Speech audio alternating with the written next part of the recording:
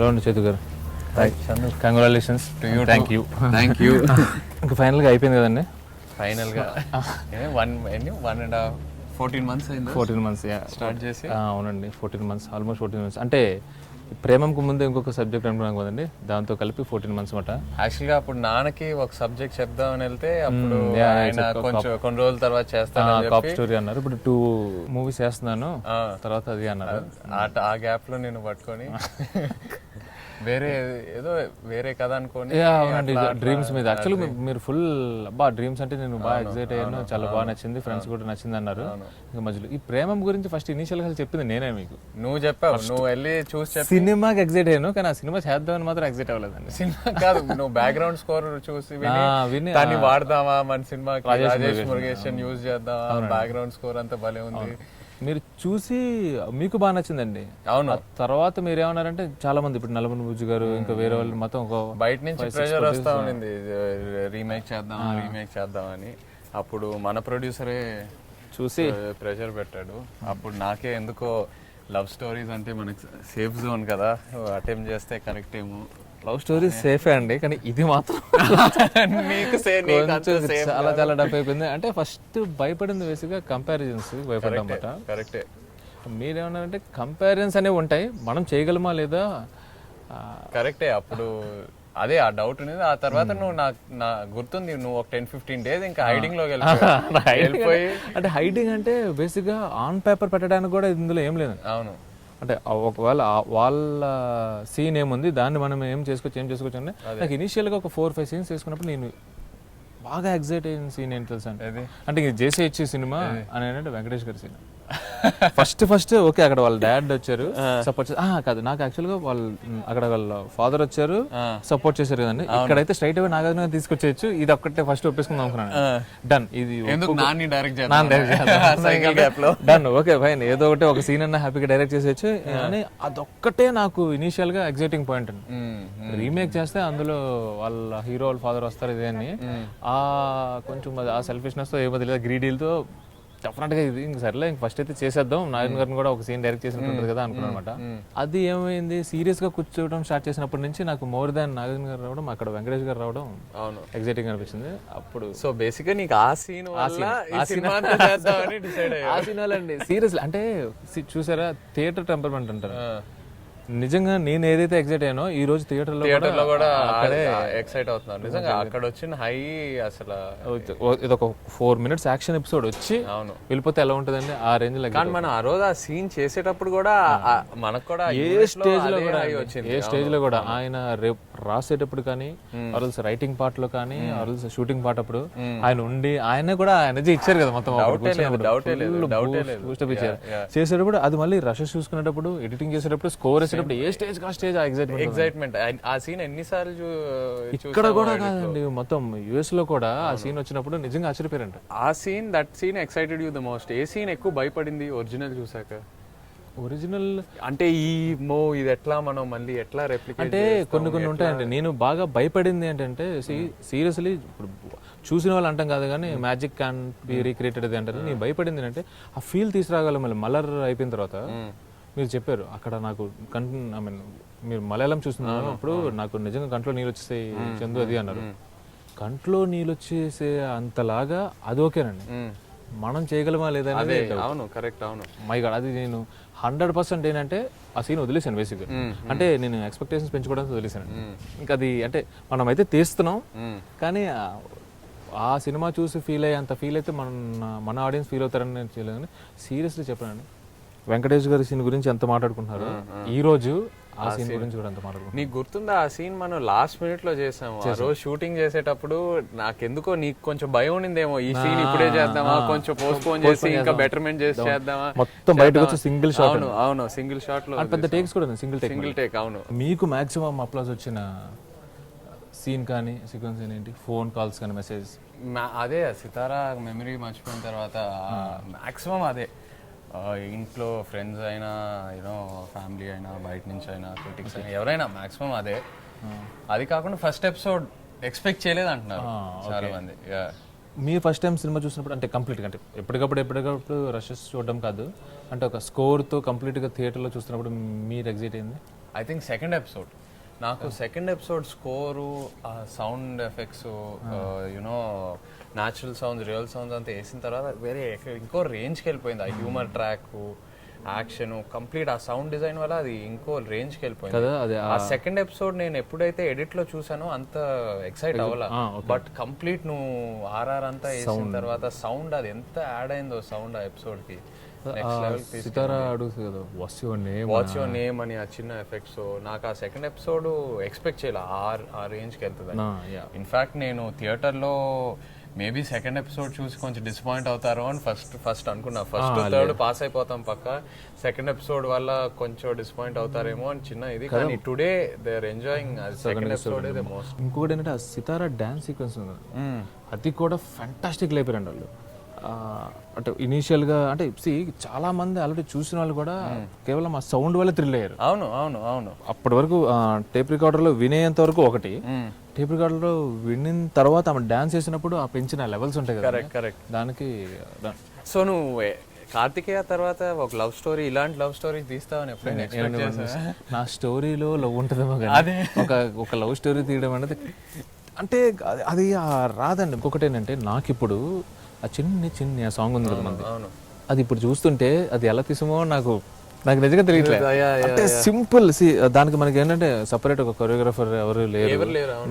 ఇది నీకు చెప్పడం ఇదిగో ఇక్కడి నుంచి ఇలా పాస్ అవ్వాలి ఇలా చూడాలి, అది డైలాగ్స్ ఉండవు, సాంగ్ ఇది నాకు ఇప్పుడు చూస్తుంటే అసలు ఆ సీక్వెన్స్ అంతా ఎలా తీసామో అనేది ఒక భయం అండి. ఇనీషియల్గా నేను ఎందుకు థ్రిల్లర్స్ కానీ యాక్షన్ మూవీస్ కానీ ఎక్కువ రాసుకుంటాను అంటే నాకు అంటే ఐ కాంట్ డైరెక్ట్ అనేది నా ఒపీనియన్ అండి.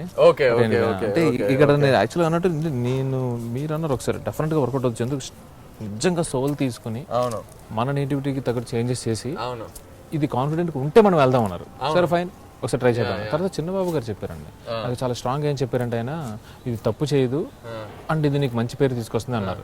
ఊరికినైతే 100% చెప్పారు, జెంటిల్మెన్ మోరర్ ఏదో ఒకటి అంటే ఏదో ఒక రకంగా బిజినెస్ చేసేయాలి అనే మైండ్ సెట్ కాదు కదా. సో ఆయన చాలా స్ట్రైట్ ఏం చెప్పారంటే తప్పు చేయదుమ్మా అండ్ నీకు మంచి పేరు తీసుకొస్తుంది అన్నారు. ఇది నేను చాలా ఇంకా డన్. నేను ఎందుకు కాన్ఫిడెంట్ ఉన్నానంటే సేమ్ ఆయన చెప్పినట్టు, బట్ ఆ జర్నీ ఏదైతే ఉందో ఆ హీరో లైఫ్ లో at 15 at 25 at 30 తను ఎట్లా మారుతాడు as a human being, you know ఆ జర్నీ ఏదైతే చూపించారో ఆ జర్నీ అందరు కనెక్ట్ అవుతారు. యునో డెఫినెట్ గా మన దాంట్లో ఇంకా చాలా బాగుంది. అంటే థర్డ్ ఎపిసోడ్ లో చూపించిన యాటిట్యూడ్ అంటే నాకు ఎందుకో అంటే ఒరిజినల్ దానికన్నా మనం రైటింగ్ పార్ట్ లోనే ఎక్కువ ఉంటుంది. ఊరికి కొంచెం ఫిలాసఫికల్ గా మాట్లాడడం అవకాశం అందరికీ రాదు, ఇలాంటివి ఉన్నాయి చూడండి, ఇవన్నీ నాకు నచ్చేసి. అండ్ నాకు అందుకు నాకు పర్సనల్ గా మన మూవీలో నాకు థర్డ్ ఎపిసోడ్ ఫ్యాంటాస్టిక్ అనిపించింది. ఈస్ అ కంప్లీట్ అంటే థర్డ్ ఎపిసోడ్ లో తను చేసిన తప్పులన్నీ కరెక్ట్ చేసుకొని what ever he needs to be inspired by కదా, ఎంతవరకు రియాక్ట్ అవ్వాలి అవును. అండ్ ఇంకొకటి ఏంటంటే ప్రపోజ్ చేసినప్పుడు కూడా ఇప్పుడు చూడండి సెకండ్ ఎపిసోడ్ లో అంటే పిచ్చి పిచ్చిగా అంటే డ్రింక్ చేసి లెక్చరర్ గా ఎలో చెప్పేస్తాను, డ్రింక్ చేసి యువర్ బ్యూటిఫుల్ అంటారు. ఇక్కడ వచ్చేసరికి యువర్ సో లక్కీ అనగానే నాకు నీకు పెళ్లి చేసుకోవాలనిపిస్తుంది, నువ్వు ఓకే అంటే మీ పేరెంట్స్ నాకు అది అంటే నాకు లుక్ అటైర్ కొంచెం ఇది నాకు థర్డ్ ఎపిసోడ్ బాగా నచ్చిందండి. ఐఎమ్ టూ మచ్ కనెక్టెడ్ అనమాట. హ్యాపీ థింగ్ ఏంటి అంటే మనం ఏదైతే అనుకుని ఎగ్జైట్ చేస్తామో అది సేమ్ ఆడియన్స్ కూడా ఎగ్జైట్ అవుతుందంటే అప్పుడు మన హ్యాపీనెస్ డబుల్ అయిపోతుంది. Very happy. కార్తిక్ నువ్వు ఇద్దరు లైక్ యూ మీరు యాజ్ అ టీమ్ వర్క్ చేస్తారు అంతేనండి. తనేం ఫీల్ అయ్యాడు అసలు ఫస్ట్ ప్రేమ రీమేక్ నేను 15 days పారిపోతే ఆ నెక్స్ట్ 15 days తన లేడని దండం పెడతాను అసలు ఛాన్స్లెస్ బ్రో అది. అంటే ఇది మన పాయింట్ ఆఫ్ వ్యూ అండి. ఇక్కడ ఏంటంటే మీరు యాక్ట్ చేయడం, నేను writing part and directing. So నాకేంటి ఎలా ఉంటది, ఓకే ఒక మంచి ప్రొడ్యూసర్ ఉన్నారు, ఒక మంచి హీరో ఉన్నాడు కదా, సో అటు ఇటుగా ఏదో ఒక చిన్న 4-5 కమర్షియల్ ఎలిమెంట్స్. తను ఏంటంటే మేకింగ్ కదండి. అండ్ ఇంకొకటి ఏంటంటే అది బాగా డిపెండ్ అయింది సౌండ్ మీద, వ్యాక్యూమ్ మేకింగ్. కరెక్ట్ అవును. సో మొత్తం ఇలా మొత్తం బటర్ఫ్లై ఎఫెక్ట్ లాగా ఒక చోట ఆగదు. అది యాజ్ ఇట్ ఈస్ మేకింగ్ తీసుకొస్తే వీళ్ళు మన ఆడియన్స్ యాక్సెప్ట్ చేస్తారో లేదో తెలియదు. సో చాలా భయపడిపోయాను నేను. ఒక పాయింట్ ఆఫ్ టైం కన్విన్స్ అయిపోయి డన్ నేను చేస్తున్నానండి. నేను అలా కన్విన్స్ చేసి మనోడు చాలా అంటే చాలా భయపడిపోయాడు. 10 days అంటే బ్రో దొరికిపోతాం అది ఇది అని చాలా భయపడ్డాడు అనమాట. Seriously you know one thing అని తన గింబల్ హ్యాండిల్ చేసిన వే ఫస్ట్ ఆపరేటింగ్ నేర్చుకున్నాడు అండి. తను ఆపరేటింగ్ నేర్చుకున్నాడు ఫస్ట్. అంటే తన ఓన్గా అది హ్యాండిల్ చేయడం కానీ అది నాకు అంటే అదే కాన్ఫిడెన్స్ నాకు యాక్చువల్గా కార్తిక్లో. దట్ఫుల్లో అంటే ఇప్పుడు సీరియస్లీ ఒకవేళ గింబల్ ఎక్విప్మెంట్ వచ్చింది, ఆ గింబల్ ఫెలో సిక్ అనుకోండి, ఆపరేట్ చేసాడు, ఆడ హ్యాండిల్ చేస్తాడు. అదొకటే కదండి, మన ఫ్లై క్యామ్ కూడా కరెక్ట్. అవును, వచ్చిన రోజు తన హ్యాండిల్ చేసేయగలడు. సో నాకేంటి అంటే, సో వాడికి కామన్ సెన్స్ ఉంది, టాలెంట్ ఉంది, అండ్ కొంచెం ఒబీడియంట్గా ఉంటాడు కనుక అది స్త్రీ ఏంటంటే he can pull it off అనేది నా కాన్ఫిడెన్స్ అనమాట. బట్ ఫైనల్లీ చేసాడండి నిజంగా డెఫినెట్గా. అంటే ఆ 3 దాంట్లో ఇంక్లూడింగ్ అన్నపూర్ణ డిఏ వాళ్ళు కూడా చెప్పారండి. ఫస్ట్ సెకండ్ ఎపిసోడ్కి ఆ కలర్ వేరియేషన్స్ కూడా తీసుకొచ్చారండి, మూడ్ క్రియేట్ చేశారు. Different tones. మీ సినిమా చూస్తే ఒక్కొక్క ఎపిసోడ్ కి ఒక్కొక్క టోన్ ఉంటుంది. అండ్ బాగా గుర్తుంది ఫస్ట్ కాలేజ్ ఎపిసోడ్ లో ఆ బ్లూస్ మీద వెనకాల బ్యాక్గ్రౌండ్ లో కూడా చిన్న బ్లూ షేడ్ పెట్టి అంతా. అవును, సో అది చాలా plan, very well plan. Cinematography అయితే మాత్రం దానికి ఇప్పుడు మీకు యాక్టింగ్ వైజ్ కానీ చాలా బాగుంది, సౌండ్ డిజైన్ బాగుంది అని ఒక క్రాఫ్ట్ గురించి ఎలా మాట్లాడుతున్నారు, సినిమాటోగ్రఫీ గురించి ఆ రేంజ్ లో మాట్లాడుతున్నారు. డెఫినెట్గా super effort. And more over it's not easy అండి. మళ్ళీ ఇక్కడ కూడా తనకి జాబ్ అంత టఫ్ ఎందుకు అవుతుంది అంటే comparisons, but he pulled it of. Super చేశారండి. మనకి ఎవరే సాంగ్ రిలీజ్ అయిన తర్వాత తెగ ట్రోల్స్ వచ్చినాయి మామూలుగానండి. నేను బాగా భయపడిపోయాను, నీకు గుర్తుందో లేదో, ఫోన్ చేసి ఏం చేద్దాం అది కంప్లీట్ గా మిస్ ఫైర్ అవుతుందా ఏంటి. అవునవును. నీకెందుకు ఆ భయం లేదు అప్పుడు? అంటే నాకు ఇక్కడ 2 అండి. ప్రాక్టికల్గా ఏంటి అంటే క్వాలిటీ ప్రోడక్ట్ ఒకటి ఉంది అనేది నాకు చాలా కాన్ఫిడెన్స్ అండి. అంటే మీకు ఇక్కడ కొంచెం ఫస్ట్ నుంచి చెప్పాలంటే ఒరిజినల్ ప్రేమం ఉంది కదండి, ఆ ప్రేమం వాళ్ళకి టీజర్ లేదు, ట్రైలర్స్ లేవండి. కరెక్ట్. అవును అవును. వాళ్ళు ఒకే ఒక టీజర్ రిలీజ్ చేస్తారు. ఏంటి అంటే ఫస్ట్ ఎపిసోడ్ నుంచి ఒక చిన్న టీజర్, అనుపమ అండ్ నివిన్ అని. అక్కడ కొంతమంది నివిన్ మళ్ళీ టూ మచ్ పిల్లోళ్ళ యాక్ట్ చేస్తున్నాడు అని చెప్పి చిన్న నెగిటివ్ కూడా వచ్చిందంట. ఆ తర్వాత వాళ్ళ ఏమి కంటెంట్ రిలీజ్ చేయలేదండి. ఇన్ఫాక్ట్ మన సినిమా కూడా ట్రైలర్ కట్ చేయడానికి అసలు ఎన్ని వెర్షన్స్ ఎవరి వెర్షన్స్ వాళ్ళు ఉన్నాయి. అది ఎందుకంటే ఆ 3 లవ్ స్టోరీస్ ఆ 1 మినిట్ చూపించలేమండి. స్టోరీ ఉంటే ఇది స్టార్ట్ ఇది ఎండ్ అని చూపించండి, ఇందులో స్టోరీ ఉండదు. పోనీ ఏ ఎపిసోడ్ కా ఎపిసోడ్ అన్ని మూమెంట్స్. కరెక్ట్. అవును. ఒక అమ్మాయిని చూడడం, ఇష్టపడడం, లవ్ చేయడం, బ్రేక్ అంతే. సో ఇక్కడ పాయింట్ ఏంటంటే ఇది టీజర్ ట్రైలర్ కట్ చేసే మూవీ కాదు, అది మూమెంట్స్ తో ఉన్న. సో అక్కడ భయపడ ఎవరే సాంగ్ అనేది రిలీజ్ చేస్తే అంటే యాక్చువల్గా అంటే కరెక్ట్గా చెప్పాలంటే మన ప్రొడ్యూసర్ వంశీ బాగా విజువల్స్ ఎక్సైట్ అయిపోయాడు. టూ మచ్ ఎక్సైట్ అంటే ఎంత నేను ఎంత ఎక్స్పెక్ట్ చేయలేదు. నార్వే అంతా మీకు కొంచెం చిరాగా జరిగింది కదా అది. సో ఆ మైండ్ సెట్ చూసి చాలా ఎక్సైట్ అయిపోయాడు. 1-2 వాళ్ళ రెగ్యులర్ డిస్ట్రిబ్యూషన్ కూడా చూసి పిచ్చి ఎక్సైట్ అయిపోయాడు. సో ఆ విజువల్స్ చూపిస్తే మామూలుగా ఉండదనేది మనమైతే వదిలేమాట బయటికి. బట్ అప్పటికే ప్రేమం చూసిన వాళ్ళు ఏంటంటే విజువల్స్ మీద, ప్రొడక్షన్ వాల్యూస్ మీద చేసిన కాన్సన్ట్రేషన్ మనం ఫీల్డ్ మీద వర్కౌట్ చేయలేదని వాళ్ళ వెర్షన్ లో వాళ్ళు చేస్తారు. నాకు ఇప్పుడు మీ ఇందాక అడిగిన కాన్ఫిడెన్స్ అన్నారు కదండి, ఒకటి ఏంటంటే నాకు ఓవరాల్ ప్రోడక్ట్ మీద ఐఎమ్ ప్రెటీ కాన్ఫిడెంట్ అండి. మన చుట్టుపక్కల మొత్తం క్యాస్ట్ కానీ టెక్నీషియన్స్ కానీ చాలా క్వాలిటీ అవుట్పుట్ ఇచ్చే వాళ్ళు ఉంటే క్వాలిటీలో అయితే డిఫరెన్స్ ఉంటుంది ఫస్ట్, అదొకటి. 2 నిజంగానే ఈ ట్రోల్స్ కానీ ఇది కానీ they don't effect on revenue అండి. Correct, they don't. అవును అవును.